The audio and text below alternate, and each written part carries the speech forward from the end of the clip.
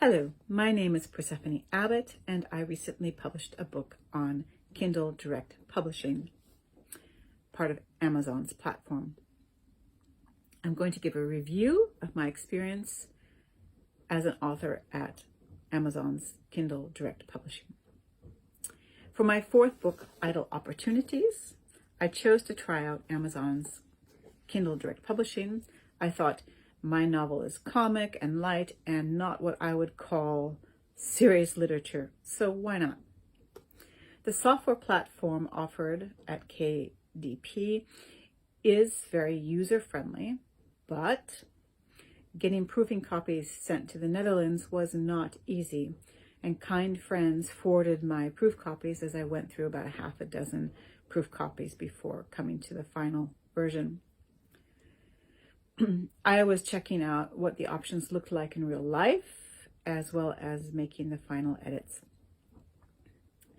As I happened to have a photographer friend who could help me on designing my book cover, I, in the end, did not use one of the templates offered on KPD, and my friend helped create the final design of my book. The templates offered on KPD are basic. They do get the job done, but I personally feel there could be a better selections for authors to choose from. For instance, one proof copy I ordered that used the template that was offered as part of KDP, had as a part of the design a big black stripe diagonally across the back, and that wasn't so great. It just didn't give the right vibe. And as I went through versions of Idle Opportunities, I ordered proof copies to check out the matte cover versus the glossy cover and the paper quality, and finally decided on high gloss with a cream paper inside. And I actually adjusted my cover colors to suit the inside because there's only two types of paper to opt from for your book. So pushing the button to publish was really easy. And next, what happens next? So here I have 2 points to make: promotion and expectations. Concerning promotion, I thought that a book on Amazon would be easy to find. Simply Google Persephone Abbott and Idle Opportunities and Amazon, right? Wrong. When I do this, I get the Amazon link for my book Ein rasch gesponnenes Netz, published by Maho Verlag, which is the German title to my novella, A Quickly Spun Web. And early next year, I will be doing a YouTube video about this novella, which was translated from English by Gunther Onemus and published in 2018. It's a very special book, and I will be doing a video on that next year. So if Googling my name, the title of the book, and Amazon doesn't get me to a direct Amazon link on the first page of Google results, what about going into Amazon the site itself, and searching for Idle Opportunities and Persephone Abbott under books? That works. For me, but not for everyone. It depends on your Amazon home country. So I received messages from friends and family saying that you couldn't find the book or order the book on the website that they use for Amazon. However, you can find my book through the links that I posted on my website, on LinkedIn, and on Goodreads. But a co-author friend of mine said it's a good thing to refresh those links from time to time. So how handy is publishing on Amazon for promotion of your book? So far, not particularly successful, I would say. I've had more complaints than I anticipated. I also edited my Amazon author page because I thought maybe that might help find the book. But honestly, I don't have the answers on how to fix the issues. When I Googled, they said, put the link on your website. I did. Put the link on LinkedIn. I did. Put the link on Goodreads. I did. Any other suggestions are more than welcome. Point 2, what about my expectations? This is my fourth book. My first book was a guidebook to Gouda that I published with photographer Venita Salome, and this had some success. We self-published using Blurb. And learning to format a book via our experience on Blurb was really, really good. I appreciate that I went through it. It was somewhat hair-splitting at times, but we managed, and it's a nice book. However, the publishing costs were quite high, and so this book never went into the stores on retail. We didn't earn any money on it, really, but we did sell a fair number of copies, and we produced a very nice book. This is actually the first edition. There was another second edition, which was a little bit more higher quality in terms of format and layout. My second book, which was again a collaboration with Vinita Salome, is called A Sample of Gouda, and it features postcard short stories. It's a beautifully published book, and it was published by the Bink Drukkerij. The owner of the printing and publishing house, Carl Bink, the late Carl Bink, was a very kind and gracious man, very patient, and he organized a few artistic publications, and Vinita and I were lucky enough to be chosen. A Sample of Gouda is out of print, but there are some available, and I will post the links below. And I'll be doing a series of videos on this particular publication in December and January. My third book was professionally published, and I love the cover, and I love the translation from English by Gunther Onemus. It's a very peculiar novel, a novella actually, and again, I'll be specifically talking about this novella next year. So what about my expectations when I hit the publish button for Idle Opportunities in the end of September this year, 2023?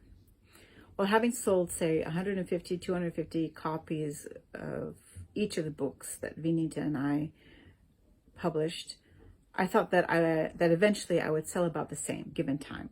So sell maybe 200, 300 copies of Idle Opportunities. I know that friends and family previously bought copies of my books, or Vinita and I, our books, because they were being very supportive. Whether or not friends and family read or wanted to read the book is really their business. And I'm well aware that books demand readers' time and the reader's money. And this time around, I thought, I'm not pushing the book on a book opening event or anything. I just push the button, and people who want to read it can read it. So no one should feel that they have to buy the book just to be supportive.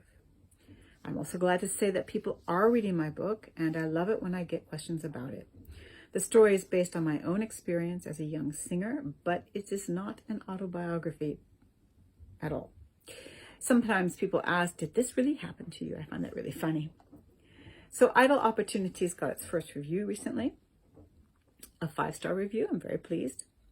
And I'm going to read that review. The reader said, I enjoyed Persephone Abbott's book, Idle Opportunities. Although she has other published works, this is the first novel of hers I have read. She brings her knowledge of the world of classical opera to her heroine, Cynthia. Her academic and life struggles in 2 music academies across Europe, across 2 European countries, are very believable and witty. Cynthia is not only searching for career opportunities, but is also encumbered by a host of crazy family members swirling around her like leaves and petals on autumn winds. What Cynthia really wants is a foundation on which to build her career. Does she get it? I recommend you read Idle Opportunities to find out for yourself. And honestly, if you've read my novel or are reading my novel and have a good laugh, that's why I published it.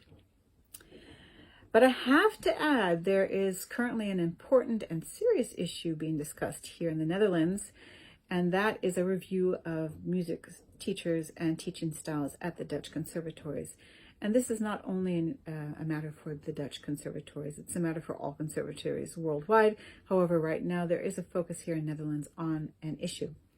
And various faculty members are being reprimanded and or even let go for bad practices and abuse of their students, whether that abuse be mental and or physical. I will say that I never experienced physical abuse at a conservatory. However, the mental pressure was always there. And in my book, Idle Opportunities, I described many classical singing lessons. And I have to say, while working on the final edit of this book recently, it really struck me that all those lessons happened back in the 1990s, so it's a time ago. But there was a somewhat standard practice of abuse by teachers. And when you were admitted into a teacher's studio, it really was something along the lines of, quote unquote, you begin with nothing as a student, you have nothing as a student, you are nothing as a student, and then I, the great teacher, will make you into something, and that's a maybe. And so I will read a little bit from Idle Opportunities.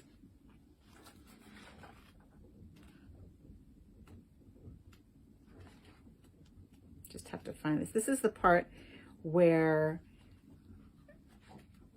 Cynthia, the main character, is having a lesson, and she's in a lesson, and there is a pianist who is there as well. And quite often the pianist and the teacher will talk about you as a student as if you're not in the room. And this is what's happening. Just have to find it now.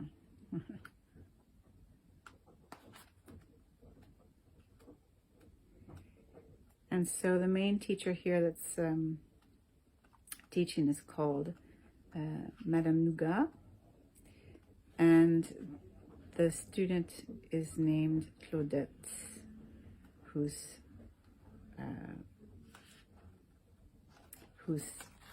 accompanying that day. So here we go.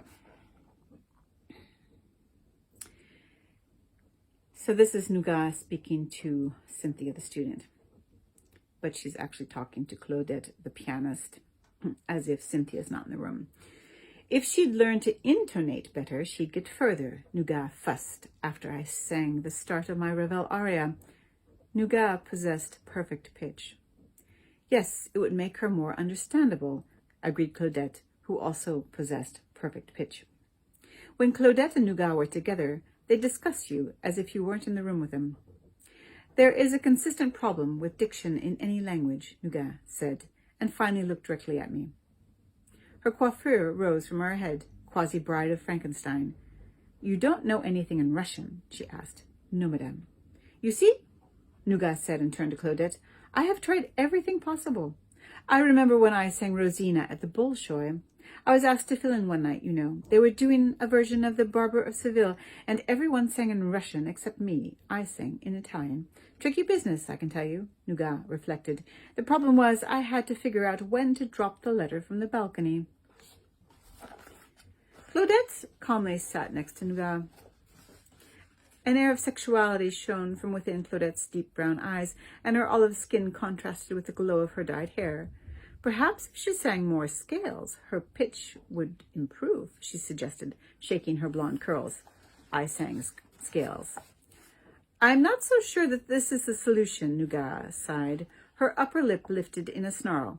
Let's switch to arpeggios. I sang arpeggios. They are not better than the scales, stated Claudette. It is worse than the scales. I know. Let's do staccato. Nougat waved her hand at me. I barked staccatos and didn't quite land the high notes. You might do something about that high range of yours one day, she commented. Yes, madame. You need to make more effort to get into the mask. Make quacking noises, like a duck, the diva instructed. Yes, madame. I quacked staccato notes. Nobody would call that good, Nougat ascertained. I will confess that the teaching scenes concerning opera or vocal technique in Idle Opportunities are actually verbatim, and what I myself witnessed or experienced. But again, the fictionalized material, the book, is meant to be a representation of what the opera student world was like back then in the 1990s and not to be taken too seriously today. However, it was painful for people, and what is harmful and disrespectful is the continuation of such practices today. It's completely unacceptable. Here's a little detail. You might notice there's a vignette on the spine of Idle Opportunities, and that is a little strand of DNA. DNA is part of the story, and I thought it a cute addition to the cover. And you can't put it into the spine using the template on Kindle Direct Publishing. Anyway, take care and have a good read and keep publishing.